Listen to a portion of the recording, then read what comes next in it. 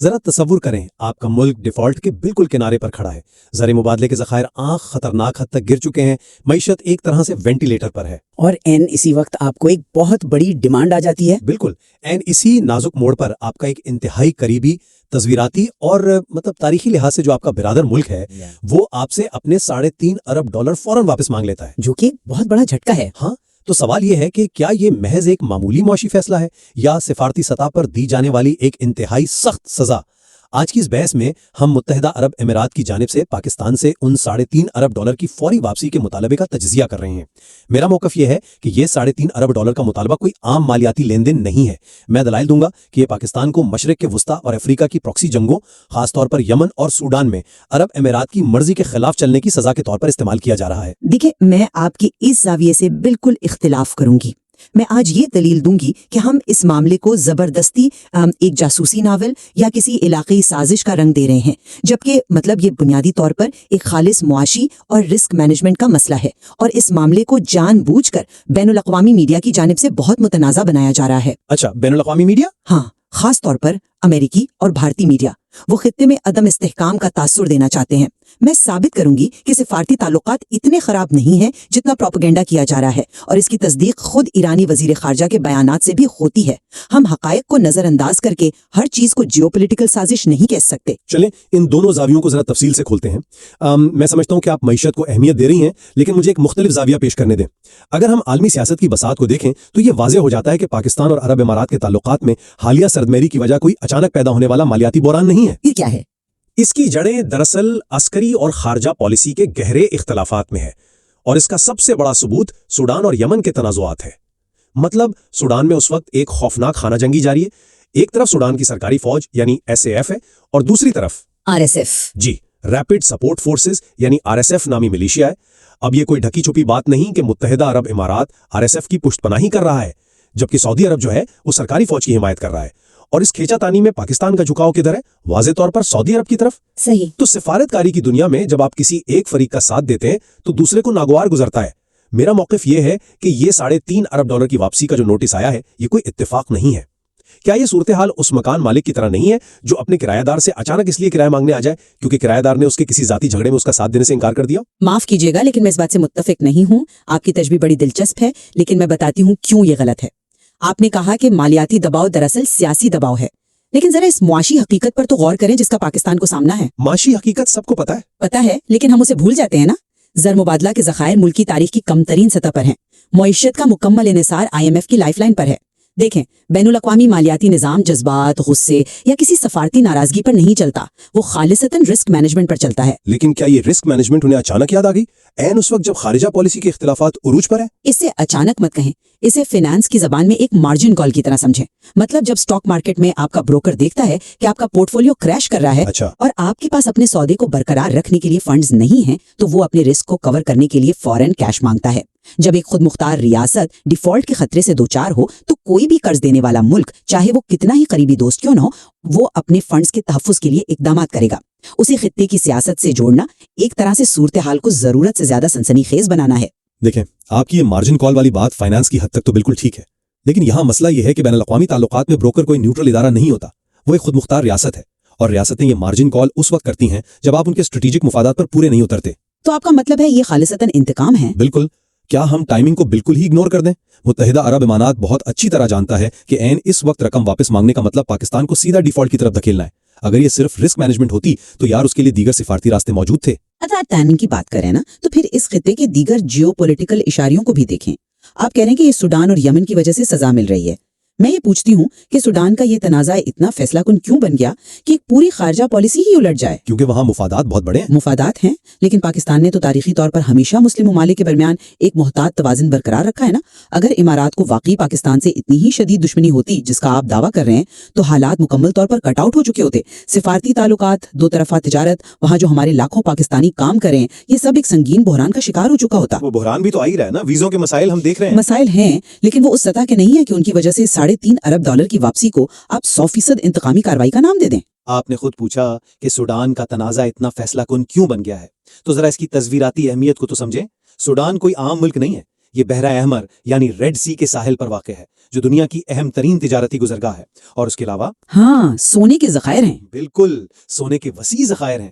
متحدہ عرب امارات کا RSF کی حمایت کرنے کا مقصد صرف سیاسی اثر و رسوخ نہیں ہے، ان کا مقصد سونے کی سمگلنگ کے روٹس اور بحیرہ احمر کی بندرگاہوں پر کنٹرول حاصل کرنا ہے۔ اب دوسری طرف سعودی عرب کے بارڈرز بحیرہ احمر سے ملتے ہیں، وہ وہاں ریاستی استحکام چاہتا ہے۔ جب پاکستان جیسا عسکری لحاظ سے مضبوط ملک سعودی عرب کی طرف جھکتا ہے تو وہ بالواسطہ طور پر افریقہ میں امارات کے اربوں ڈالر کے اسٹریٹجک مفادات کو چیلنج کر رہا ہوتا ہے۔ لیکن پاکستان وہاں براہ راست تو ملوث نہیں ہے نا، ہماری فوج تو سوڈان میں نہیں لڑ رہی۔ براہ راست ملوث ہونا ہی تو اصل مسئلہ ہے، اور یہ صرف سوڈان کی بات نہیں ہے۔ یمن کی مثال لے لیں، جب امارات کو باب المندب کے محاذ پر ہوتیوں کے خلاف ایک مضبوط عسکری قوت کی ضرورت تھی تو اس نے بجا طور پر پاکستان کی طرف دیکھا، اور ہماری پارلیمنٹ نے کیا کیا؟ قرارداد منظور کر لی کہ ہم نہیں جائیں گے۔ متفقہ طور پر قرارداد منظور کی کہ ہم اپنی فوج وہاں نہیں بھیجیں گے۔ امارات کے لیے یہ محض ایک سفارتی معذرت نہیں تھی، یہ ان کے سب سے بڑے علاقائی منصوبے میں ایک دوست ملک کا ہاتھ چھڑانا تھا۔ تو جب آپ ایک فریق کو عسکری محاذوں پر بار بار اس طرح تنہا چھوڑیں گے تو ظاہر ہے کہ وہ اپنا معاشی لیوریج استعمال کرے گا نا۔ یہ مارجن کال معیشت کی نہیں ہے، یہ سفارتکاری کی مارجن کال ہے۔ اچھا، میں آپ کے ان حقائق سے انکار نہیں کر رہی کہ یمن اور سوڈان میں پالیسی کے اختلافات موجود ہیں، لیکن میرا اصرار اس بات پر ہے کہ ہم اس ساری صورتحال کو ایک خاص اور سنسنی خیز لینس سے دیکھ رہے ہیں۔ اور وہ لینس کون سا ہے؟ وہ لینز جو بین الاقوامی میڈیا نے ہمیں دیا ہے۔ اگر ہم ان تنازعات کو اتنی ہی شدت سے دیکھیں جتنا آپ بتا رہے ہیں تو پھر خطے میں ایک مکمل بلاک کی سیاست ہونی چاہیے، مطلب ایک واضح جنگی ماحول۔ لیکن کیا واقعی ایسا ہے؟ ذرا اس بیانیے کو دیکھیں جو انڈین اور امریکی میڈیا نے حالیہ دنوں میں بنایا۔ وہ تو ہمیشہ بناتے ہیں۔ ہاں، انہوں نے باقاعدہ ایک مہم چلائی کہ متحدہ عرب امارات اور اسرائیل کا ایک گٹھ جوڑ بن چکا ہے جو خاص طور پر پاکستان اور ایران کے خلاف کام کر رہا ہے۔ اور آپ کے خیال میں کیا وہ گٹھ جوڑ کام نہیں کر رہا؟ ہم جانتے ہیں کہ ٹیکنالوجی نے اس پورے کھیل کو کس طرح بدل دیا ہے۔ ٹیکنالوجی کا کردار اہم ہے اور میں چاہوں گی کہ ہم اس پر بات کریں، لیکن پہلے اس پروپیگنڈے کی حقیقت تو دیکھیں۔ جب یہ خبریں عروج پر تھیں آ کے ایران اور پاکستان کے تعلقات انتہائی خراب ہو چکے ہیں اور مشرق وسطیٰ میں ایک نئی سرد جنگ شروع ہو گئی ہے، تو اس کا پردہ کس نے چاک کیا؟ خود ایرانی وزیر خارجہ سید عباس عراقی نے۔ انہوں نے ایک ٹویٹ کی تھی، مجھے یاد ہے۔ جی، انہوں نے باقاعدہ ایک آفیشیل بیان جاری کیا جس میں صریح الفاظ میں امریکی میڈیا کی طرف سے ایران کی پوزیشن کو غلط انداز میں پیش کرنے کی تردید کی۔ انہوں نے واضح طور پر انگریزی میں لکھا "we are deeply grateful to Pakistan", یعنی ہم پاکستان کے تہہ دل سے شکر گزار ہیں۔ تو اس ایک جملے سے کیا ثابت ہوتا ہے؟ اس سے یہ ثابت ہوتا ہے کہ اگر واقعی خطے میں اسرائیل اور امارات کے گٹھ جوڑ نے پاکستان اور ایران کو اس قدر خطرے میں ڈال دیا ہوتا تو کیا ایران کا وزیر خارجہ اتنی کھلی اور گرمجوشی سے پاکستان کی حمایت کرتا؟ یہ بین الاقوامی میڈیا کا ایک کلاسک طریقہ کار ہے یار، وہ چھوٹے سفارتی اختلافات کو ایک علاقائی جنگ کا رنگ دے دیتے ہیں۔ حقیقت تو یہ ہے کہ پاکستان کی معیشت اتنی کمزور ہے کہ ہمیں روزمرہ کا تیل خریدنے کے لیے بھی بیرونی امداد چاہیے۔ جب آپ اتنے کمزور ہوں تو کوئی بھی معمولی کا مطالبہ آپ کو سازش لگتا ہے۔ اچھا، آپ نے ایرانی وزیر خارجہ کی بات کی اور میں مانتا ہوں کہ وہ بیان پاک ایران تعلقات کی بہتری کو ضرور ظاہر کرتا ہے، لیکن سید عباس عراقی کا یہ ٹویٹ متحدہ عرب امارات کے پاکستان پر دباؤ کی قطعی نفی تو نہیں کرتا نا؟ نفی نہیں کرتا، لیکن بیانیے کو کمزور ضرور کرتا ہے۔ چلے، میڈیا کا پروپیگنڈا اپنی جگہ، مگر آئیے ذرا اس ٹیکنالوجی کی بات کرتے ہیں جس کا میں نے ذکر کیا تھا، جس نے حقیقت میں سفارتکاری کا نقشہ ہی بدل دیا ہے۔ اگر امارات روایتی عسکری محاذوں جیسے یمن پر پاکستان کی حمایت حاصل نہیں کر سکا تو اس نے اپنا طریقہ کار بدل لیا ہے۔ روایتی دباؤ کی جگہ اب سائبر اور ٹیکنالوجی نے لے لی ہے، اور یہیں سے پیگاسس نامی جاسوسی سافٹ ویئر کا کردار شروع ہوتا ہے۔ لیکن دیکھیں، ہر ملک انٹیلیجنس کے لیے ٹیکنالوجی استعمال کرتا ہے، اس میں کوئی اتنی حیرت کی بات تو نہیں ہے۔ نہیں، پیگاسس کوئی عام ٹیکنالوجی نہیں ہے۔ ہمیں یہ سمجھنے کی ضرورت ہے کہ یہ کیسے کام کرتا ہے۔ یہ ایک زیرو کلک سافٹ ویئر ہے جسے اسرائیل نے تیار کیا ہے۔ زیرو کلک یعنی آپ کو فون پر کچھ کلک بھی نہیں کرنا پڑتا؟ بالکل، ہدف کو کسی لنک پر کلک کرنے کی بھی ضرورت نہیں ہوتی، اور یہ سافٹ ویئر آپ کے فون یا لیپ ٹاپ کی تمام خفیہ دستاویزات، کیمرے اور مائکروفون تک مکمل رسائی حاصل کر لیتا ہے۔ اب جب متحدہ عرب امارات جیسا ملک ایسی جدید اسرائیلی ٹیکنالوجی کا سہارا لے تو اس کے اثرات محض انٹیلیجنس جمع کرنے تک تو محدود نہیں رہتے نا، یہ خطے میں ایک گہری عدم اعتمادی کی فضا پیدا کرتا ہے۔ یہ ٹیکنالوجی ایران کے خلاف استعمال ہو رہی ہے اور دیگر ریاستوں کے اسٹریٹجک فیصلوں کو مانیٹر کرنے کے لیے بھی۔ تو آپ کا مطلب یہ ہے کہ یہ جاسوسی کا عنصر اس $3.5 ارب کے مطالبے سے براہ راست جڑا ہوا ہے؟ 100% جڑا ہوا ہے۔ جب آپ کے پاس پیگاسس جیسی ٹیکنالوجی ہو تو آپ کو پرانی سفارتکاری کی ضرورت ہی نہیں رہتی۔ آپ کو پہلے سے معلوم ہوتا ہے کہ دوسرے ملک کی معاشی کمزوریاں کہاں تک پہنچ چکی ہیں، ان کی اندرونی فیصلہ سازی کیا چل رہی ہے اور انہیں کس وقت کہاں سے دبانا ہے۔ پاکستان پر دباؤ بڑھایا جا رہا ہے کیونکہ اس نے امارات کے جیو پولیٹیکل عزائم کا حصہ بننے سے انکار کیا ہے۔ جب ایک ریاست جاسوسی ٹیکنالوجی کے ذریعے آپ کی نگرانی کرنے لگے اور اسی وقت اربوں ڈالر واپس مانگ لے تو اسے محض ایک مارجن کال قرار دینا بہت بڑی بھول ہے۔ अच्छा, ये एक जबरदस्त दलील है और मैं आपके इस तकनीकी तजिए की गहराई की दाद देती हूँ। वाकई मालूमात तक रसाई आज के दौर की सबसे बड़ी ताकत है, लेकिन हमें फिर से बुनियादी असूल की तरफ आना होगा। आपने कहा कि ये सारी जासूसी पाकिस्तान को दबाने के लिए इस्तेमाल हो रही है। मैं कहती हूँ कि जरा मालूमात के बहाव पर तो गौर करें। क्या मतलब? मतलब ये बयानिया कि इमारात और इसराइल मिलकर कोई खौफनाक महाज बना चुके हैं, आखिर किसके मफाद में है?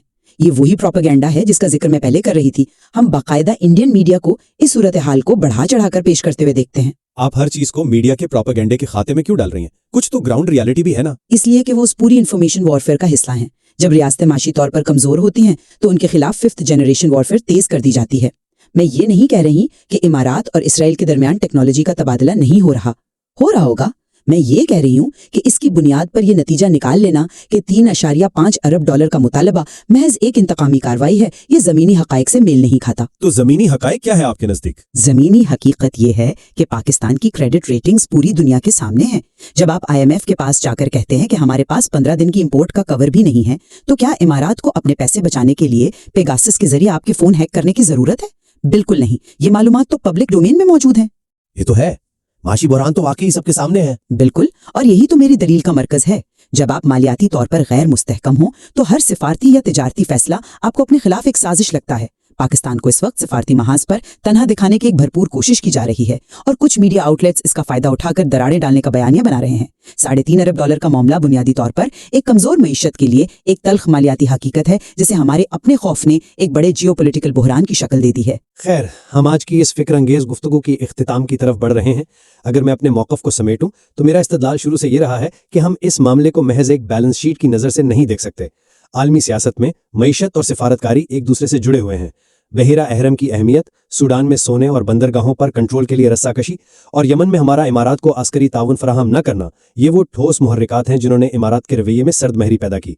और जब हम इसमें पेगासस जैसी जीरो क्लिक टेक्नोलॉजी को शामिल करते हैं तो वाज़ेह हो जाता है कि ये 3.5 अरब डॉलर का मुतालिबा पाकिस्तान के लिए एक वाज़ेह स्ट्रेटेजिक पैगाम है। मेरा हतमी नुक्ता नजर इसके बिल्कुल बरक्स ये है कि जब मईशत ही खोखली हो तो आपको हर दबाव एक साजिश महसूस होता है। मसाइल की असल जड़ बुनियादी तौर पर पाकिस्तान की इंतहाई कमजोर माशी हालत है, ना कि कोई इंतकामी कार्रवाई। मैं मानती हूँ कि सूडान और यमन में पॉलिसी के इख्तिलाफात मौजूद हैं और टेक्नोलॉजी के खतरात भी हकीकी हैं, लेकिन पैसे की वापसी का मुतालबा एक रवायती मार्जिन कॉल ही है। और इस खालिसतन माशी मामले को बैरूनी मीडिया ने अपने प्रोपेगेंडे के तहत एक खौफनाक बहरान बनाकर पेश किया है। हकीकत मालियाती मजबूरियों और इतलाती जंग के दरमियान कहीं मौजूद है। हम दोनों की आरा में वाज़ेह इख्तिलाफ के बावजूद मुझे लगता है कि हम इस एक नुक्ते पर जरूर मुत्तफिक हैं कि पाकिस्तान के लिए इस वक्त सबसे बड़ा चैलेंज अपनी इंतहाई कमजोर माशी हालत को संभालना है। 100%, क्योंकि एक मुस्तकिल मईशत के बगैर आप आजाद खारिजा पॉलिसी का तसव्वुर भी नहीं कर सकते। बिल्कुल, पाकिस्तान को मशरिक वस्ता के इन पेचीदा और मुतजाद मुफादात के दरमियान एक मुतवाजन रास्ता निकालना है, और ये वाकई तलवार की धार पर चलने के मुतरादिफ है। बिलाशुबा ऐसा ही है। हमने आज देखा कि एक ही वाक्य को किस तरह दो बिल्कुल मुख्तलिफ जावियों से समझा जा सकता है, और मुताद्दिद जावियों से चीजों को देखने का फायदा ही यही है कि हम किसी एक बयानिए के अंधे पैरोकार नहीं बनते। बिल्कुल दुरुस्त। और द डिबेट की रिवायत के मुताबिक आज की इस नशिस्त में भी हम किसी एक को फातिह करार नहीं दे रहे। हम ये फैसला अपने सुनने वालों की बसीरत पर छोड़ते हैं कि वो इस पेचीदा सूरत हाल पर खुद गौर करें। क्या ये महज माशी बका की जंग है या खित्ते की बिसात पर खेली जाने वाली एक नई और खतरनाक चाल? आज की बहस में हमारे साथ शामिल होने का बहुत शुक्रिया। सोचते रहिए, सवाल उठाते रहिए और मामलात की तह तक पहुंचने की जुस्तजू जारी रखिए।